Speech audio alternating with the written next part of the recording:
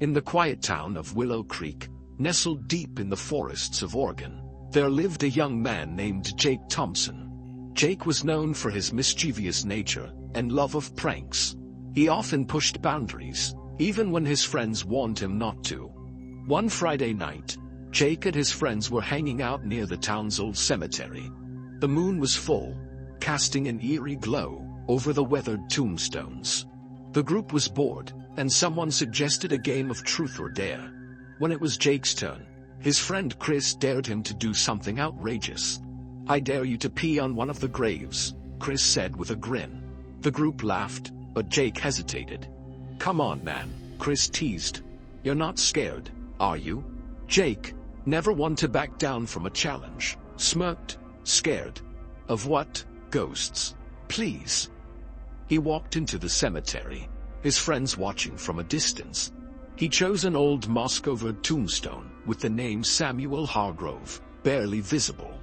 With a laugh, Jake unzipped his pants and urinated on the grave. The moment he finished, the air around him turned icy cold. The laughter of his friends faded into silence, and the rustling of the trees stopped. It was as if the world had frozen. "See, nothing happened," Jake said, trying to sound confident. But as he turned to leave, he tripped over a root and fell hard on the ground. His friends burst out laughing, but Jake felt a chill run down his spine. That night, Jake couldn't sleep. He kept hearing faint whispers, like someone calling his name. "Jake, ... Jake." The voice hissed. He sat up in bed, his heart racing. "Who's there?" He called out, but there was no answer. Suddenly, his blanket was yanked off the bed by an unseen force. Jake screamed and ran to his parents' room. "Mom, Dad, there's something in my room." His parents followed him back, but everything seemed normal. "Jake, you've been watching too many horror movies," his dad said, shaking his head. But Jake knew what he had seen and heard. The next day, Jake started feeling strange. Wherever he went, he felt like someone was watching him. He kept hearing the same whisper. "Jake, you disrespected me." His friends noticed he wasn't his usual self. "What's wrong, Jake? Scared of ghosts now?" they teased. But Jake wasn't laughing. Days turned into weeks, and Jake's behavior became the talk of the town. He barely ate, avoided his friends, and refused to go near the cemetery. But no matter where he went, the whispers followed him. At night, his sleep was disturbed by chilling dreams. In one dream, an old man with hollow eyes and a long, bony finger pointed at him. "You defiled my resting place," the figure said in a voice like cracking wood. "Until you make amends, you will know no peace." Jake woke up screaming, drenched in sweat. His mother, worried sick, demanded he tell her the truth. Reluctantly, Jake confessed what he had done. The next day, Jake's mother took him to see Mrs. Henderson, the town's historian, and a woman known for her knowledge of the supernatural. Mrs. Henderson listened carefully to Jake's story, her face growing pale. "You've angered a restless spirit," she said gravely. Samuel Hargrove was a man who suffered greatly in life. His spirit does not tolerate disrespect. "What can I do to stop this?" Jake asked, his voice trembling.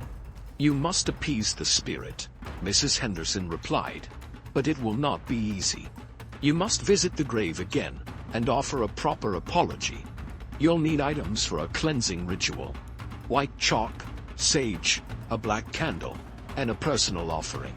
And you must be sincere in your heart." That evening, Jake, his mother, and Mrs. Henderson gathered the ritual items and went to the cemetery. As they approached Samuel Hargrove's grave, the air grew cold, and Jake felt the weight of invisible eyes watching him. Mrs. Henderson drew a white chalk circle around the grave and placed the items carefully on the tombstone. "Jake," she instructed, "speak to the spirit. Apologize for what you have done." Jake's knees wobbled as he knelt before the grave. His voice cracked as he said, I am sorry. I didn't mean to disrespect you. Please forgive me and leave me in peace." For a moment, nothing happened. Then, the wind picked up, howling through the trees. The sage in the ritual bowl began to smoke, and the black candle flickered wildly before extinguishing. Mrs. Henderson's voice boomed over the wind. "Spirit, hear us. The boy has repented. Accept this offering and rest in peace." The ground beneath the grave trembled slightly, and the whisper returned, louder this time. "Jake, I hear you. But your apology is not enough." Jake gasped. "What more do you want from me?" The whisper grew colder. "He will know in time." The wind stopped abruptly, and everything fell silent. Mrs. Henderson looked concerned, but didn't say anything as they left the cemetery. That night, Jake dreamt he was standing in a dark, endless field. The sky above was gray, and the air was heavy with an eerie silence. Suddenly, Samuel Hargrove's spirit appeared again, his bony hand outstretched. "Jake," the spirit said, "your apology is heard. But to earn my forgiveness, you must right a wrong done to me in life. Only then will I find peace, and you will be free." Jake, trembling, asked, "What wrong? What do you want me to do?" The spirit's face contorted in pain as it spoke. "When I was alive, I was betrayed by someone I trusted, and I died with a burden on my soul. You must find the truth of my story, and bring justice to my name. Only then will my torment end." Before Jake could ask more questions, he woke up gasping for air. His room was freezing, even though it was the middle of summer. The whispers were gone, but his heart was pounding. The next morning, Jake went back to Mrs. Henderson and told her about the dream. The historian nodded knowingly. "The spirit's pain binds it to this world. You must uncover its story and do what it asks. But be careful, Jake. Spirits can be tricky. You must ensure you truly bring justice, not vengeance." With a heavy heart, Jake began his quest. He visited the town's oldest residents, asking them what they knew about Samuel Hargrove. Most of them were hesitant to talk, warning him not to stir up old wounds.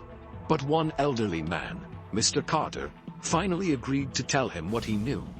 Samuel Hargrove was a good man, Mr. Carter said, his voice trembling with age.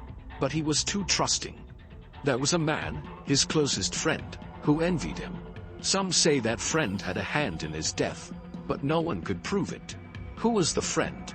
Jake asked, leaning in closer. Mr. Carter's eyes darted around nervously, as if afraid someone might overhear. He whispered a name. "Thomas Whitaker." Jake's heart sank. Thomas Whitaker was one of the most respected men in Willow Creek.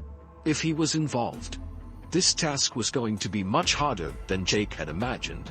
That night, as Jake prepared to sleep, he felt a presence in his room again. This time, it wasn't cold or frightening. It was as though someone was silently urging him forward, guiding him to uncover the truth. The next morning, Jake decided to approach Thomas Whitaker cautiously. He went to Thomas's house, pretending to seek advice on a school project. Thomas, a tall man with a commanding presence, welcomed Jake with a smile. "Ah, young Jake," Thomas said, gesturing for Jake to sit. "What brings you here?" Jake cleared his throat. "Mr. Whitaker, I've been hearing stories about the history of Willow Creek. One name keeps coming up. Samuel Hargrove. Do you remember him?" At the mention of the name, Thomas's expression changed ever so slightly. It was quick, just a flicker of discomfort, but Jake noticed it. "Samuel Hargrove," Thomas said, leaning back. "Yes, I remember him. He was a good man, kind and generous.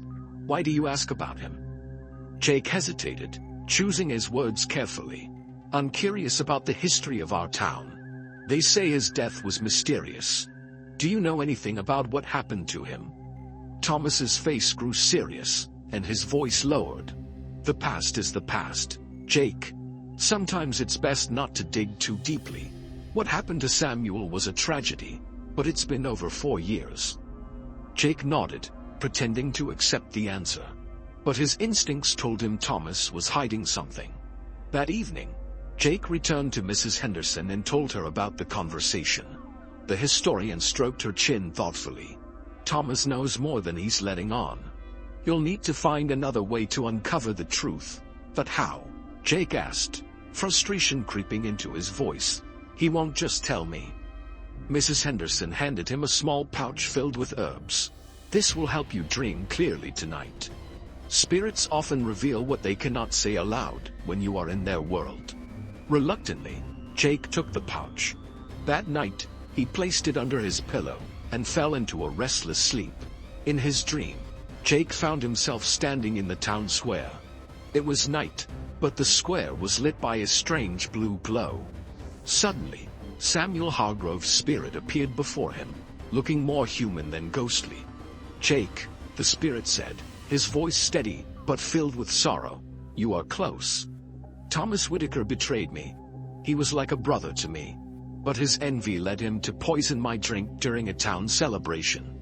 Jake's eyes widened. "He poisoned you. But why?" Samuel's face darkened. "He wanted my land and my wealth.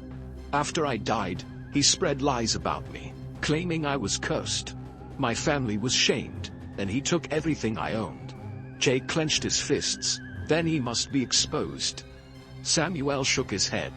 "You must tread carefully. Thomas is powerful, and his influence runs deep. If you confront him without proof, he will turn the town against you." The spirit began to fade, his voice echoing as he disappeared. "Find the ledger hidden in his house. It will reveal the truth." Jake woke up in a cold sweat, his heart racing. He had no idea how he was going to sneak into Thomas's house, but he knew the ledger was the key to solving the mystery. The next day, Jake began watching Thomas's house from a distance, looking for an opportunity.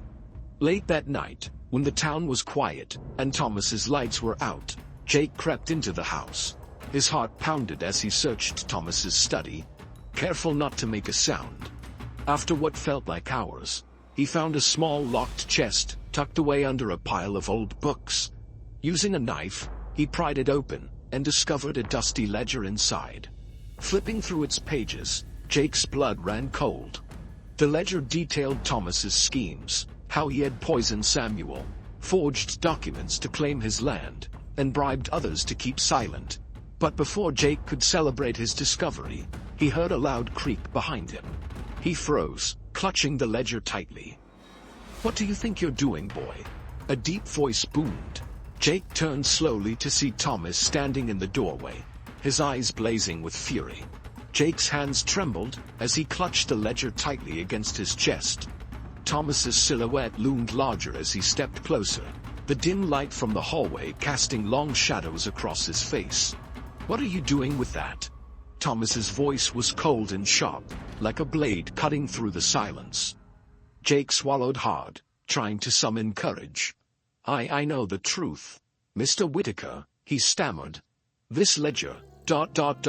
it holds everything. You betrayed Samuel Hargrove.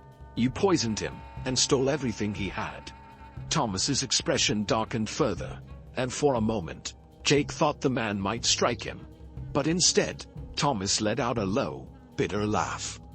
"You think anyone will believe a boy like you over me?" Thomas sneered. "I've built this town with my hands. My name carries respect. What do you have?" "Nothing." Jake's mind raced. He knew Thomas was right. His word alone wouldn't be enough to convince the townspeople. But the ledger was proof, and he couldn't let it go. "You might be respected now," Jake said, his voice trembling, but determined. "But the truth always finds a way. I'll make sure everyone sees this." Thomas's face twisted in anger.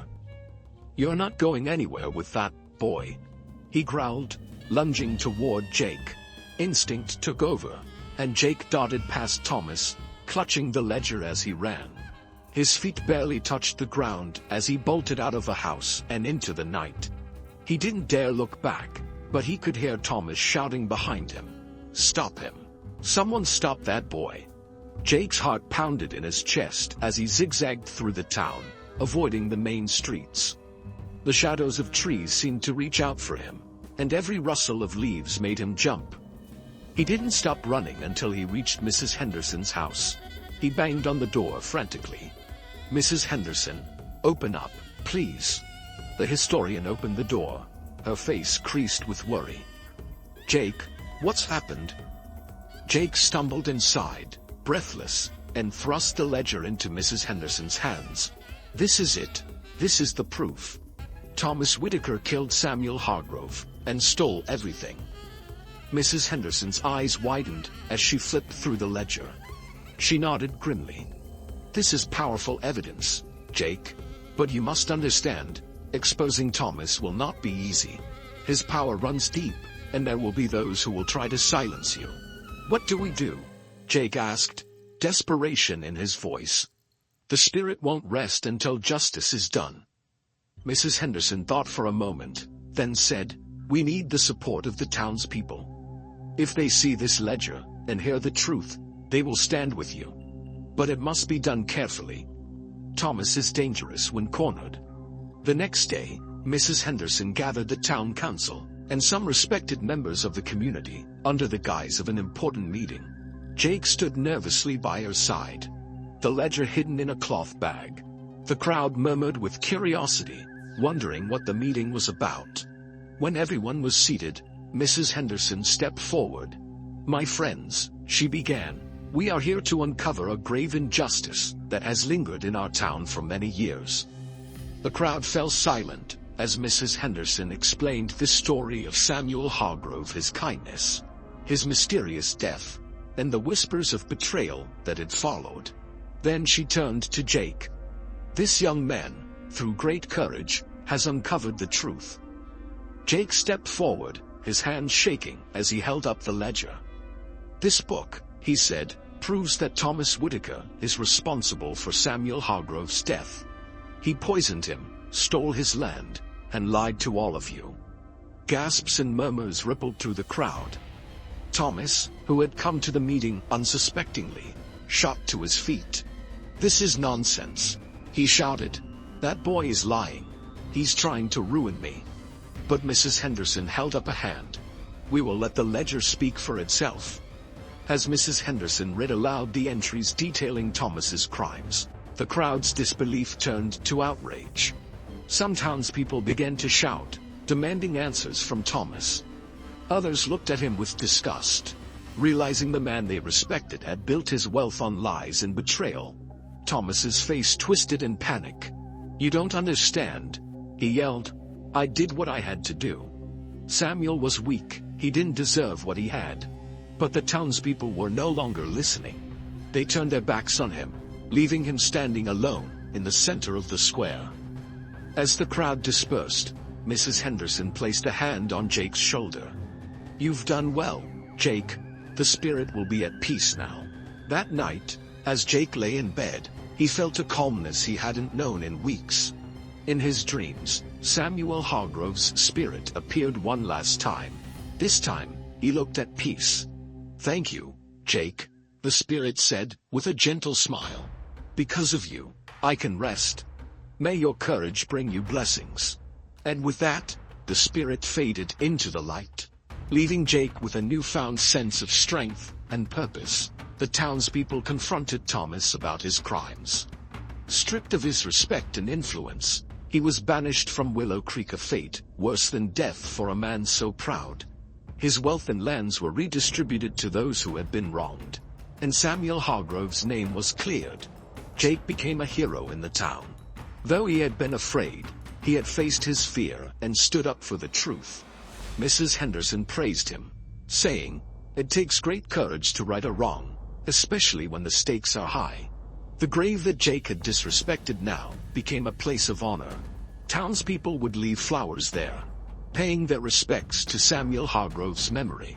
And as for Jake, he learned a lesson that would stay with him for the rest of his life. Some pranks are better left undone.